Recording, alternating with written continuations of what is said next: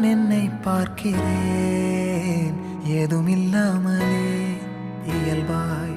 சுடர் போல் தெளிவாய் நானே இல்லாத ஆழத்தில் நான் வாழ்கிறேன் கண்ணாடியாய் பிறந்தே காண்கின்ற எல்லாமும் நான் ஆகிறேன் இரு காலின் இடையிலே உரசும் பூனையாய் வாழ்க்கை போதும் அடடா எதிர்காணும் யார்